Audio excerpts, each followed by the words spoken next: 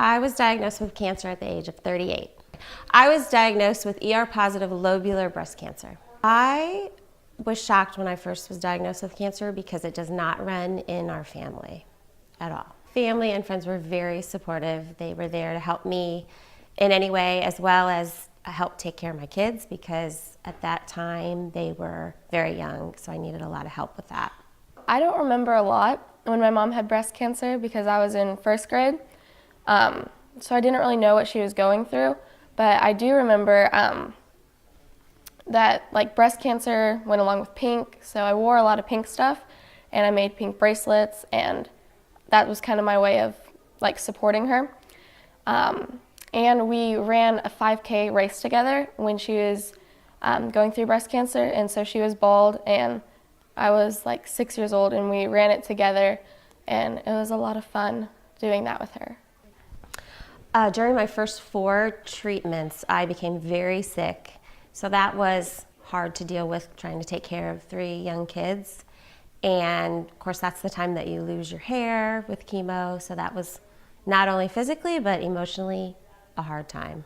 My treatment process consisted of 4 chemo treatments, of 4 pretty strong drugs, and then I took 12 treatments every week throughout the summer of chemo, and that followed with radiation for 40 times. And I had to undergo a double mastectomy. When I first found out my mom had cancer, I wasn't the normal reaction. I was young, so I didn't really understand what was necessarily going on.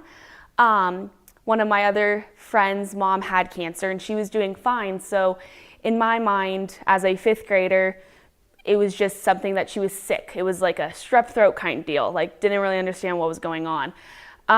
During the process of when my mom was going through treatments and stuff, I wasn't up to the level of knowledge of when those treatments were going on and taking place. In terms of follow-up, that first year I had to go back about every 3 months to both an oncologist and my radiologist, and that consisted of a lot of scans and imaging throughout that first year. And now I'm 5 years out, and I go about every 6 months just to my oncologist and follow up with that. I don't remember much when my mom had cancer, but I do remember like not seeing her much over the summer, and I knew she was going through chemo.